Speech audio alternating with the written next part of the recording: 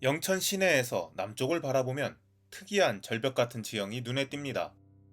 절벽 앞은 상당한 수량의 금호강이 도도하게 흘러가고 절벽 위로는 끝없이 펼쳐진 구릉지대가 신라까지 이어집니다. 우리 답사객 여러분께서는 한눈에 이곳이 범상치 않은 곳이라는 것을 알아보셨을 것입니다. 앞으로 천연의 해자와 절벽이 감히 넘겨보지 못할 만큼 위압적입니다. 현재는 영천 탄약창이 들어서 골짜기와 구름으로 이루어진 장대한 광경을 보여드리지는 못하지만 여타 어느 군데도 쉽게 접근하기 어려운 배후를 가지고 있습니다. 한국전쟁 당시 이런 절벽 지형을 이용하여 낙동강 방어선 영천지구를 돌파하려 했던 북한군 15사단의 야전 지휘소가 있던 곳이기도 합니다. 이곳은 영천의 고대 국가인 골벌국이 자리했던 완산동입니다.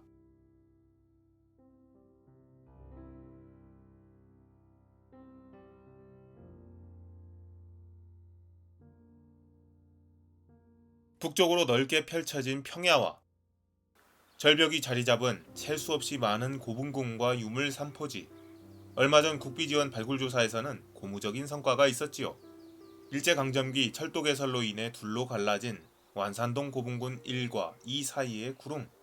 단 147평의 좁은 대지에서는 무려 9동의 주거지, 수혈유구 14기, 성열 1기, 주혈 67개 등 많은 수의 유구가 드러났습니다. 발견되는 토기, 철촉, 철부 등을 분석한 결과와 종합하면 중심연대는 무려 3세기에서 4세기까지 거슬러 올라갑니다. 신기하게도 삼국사기의 기록과 아주 가깝습니다. 삼국사기 신라본기 조분이사금 7년 2월, 서기로 236년 3세기 초입니다. 골벌국 아음부가 휘하 무리를 거느리고 항복해 왔으므로 그에게 집과 토지를 하사하여 안치하고 골벌국 지역을 군으로 하였다. 잡지 지리신라 임고군 편의 기록을 보면 위치까지 뚜렷해지지요. 임고군은 본래 절야화군인데 경덕왕 때 이름을 고쳤다. 지금의 영주이다. 거느리는 현은 5이다. 임천현은 조분왕 때 고라소국을 쳐서 얻어서 현을 두었다. 경덕왕 때 이름을 고쳤다. 영주에 합하여 속해 있다. 영주는 영천이지요. 고려 초에 임고, 도동, 임천을 합하여 영천으로 했으니 기록과 현재의 지명이 잘 맞물립니다.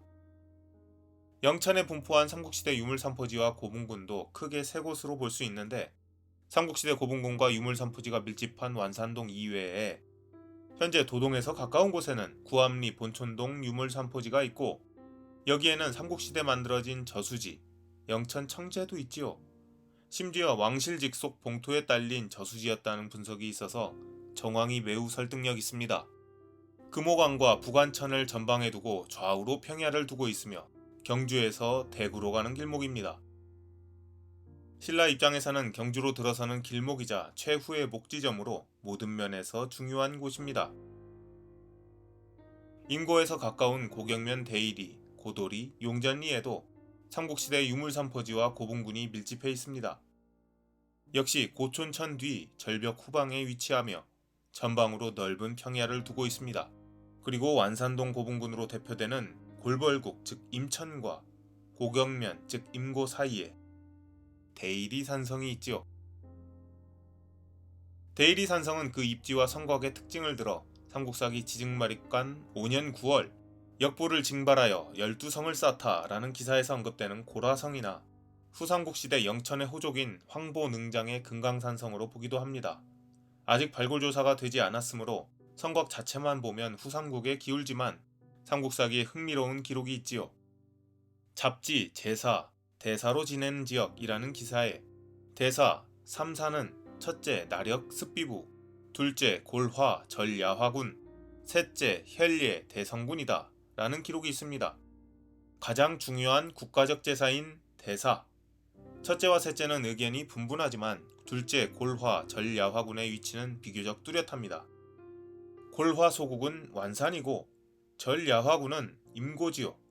따라서 그 사이에 있는 대일이산성에서 신라의 대사가 행해졌다고 볼 수 있을 것입니다.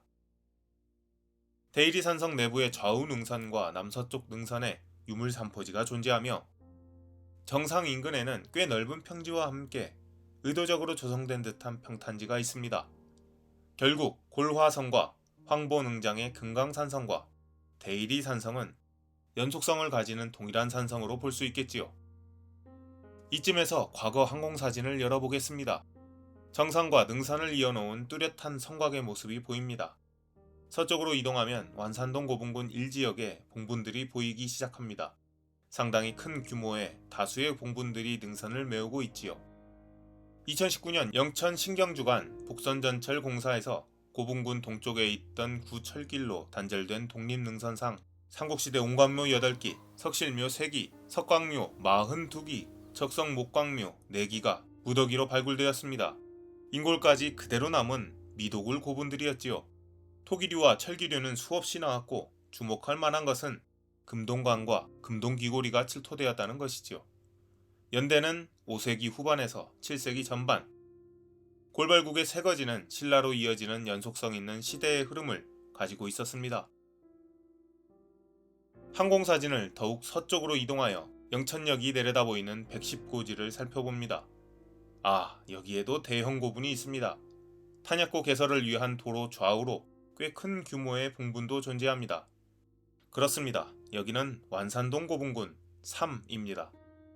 2013년 훼손으로 인하여 급하게 진행된 발굴조사에서 불과 303평의 면적에서 목관묘 2기, 목광묘 6기, 적성목광묘 2기, 석광묘 1기, 옹관묘 1기 등 17기의 유구와 철기류 등 173점의 유물이 발굴되었습니다.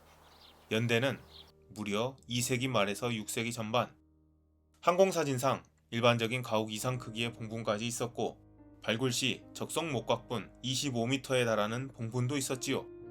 현재까지의 발굴 결과는 이곳이 가장 이른 고분이 나오고 있으니 골벌국으로서 독립된 시기에 고분군이 아니었을까 생각하게 합니다.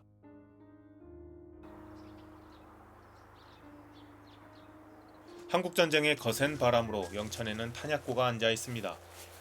우연히도 골벌국의 흔적과 같은 공간에 자리합니다.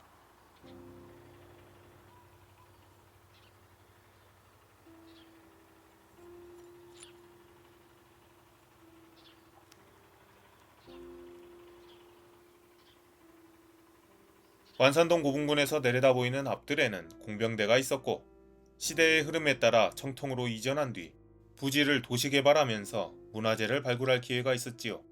여기서 과거를 돌아볼 수 있는 유적들이 무더기로 발굴되었습니다. 청동기 시대 주거 유적과 원삼국 시대 수혈 건물지, 수혈 유구, 유물들과 함께 바닥을 가득 메운 수레바퀴 자국입니다. 연대를 알 수 있는 유물이 나오지 않았으니 기원을 알 수 없습니다. 그러나 보현산까지 끝없이 펼쳐진 대지가 과거의 풍요로움과 소국의 발전과 힘의 이동에 따른 국가의 형성에 큰 영향을 주었음이 틀림없겠지요. 북방의 침략을 두려워해 절벽 위로 올라섰던 영천의 선조들은 평지로 내려왔고 한동안 영천의 중심은 임고가 되었습니다. 임고의 중심에는 고려말 우리 역사의 획을 그은 정몽주 생가가 있지요. 역사는 땅에 쓰여 있습니다.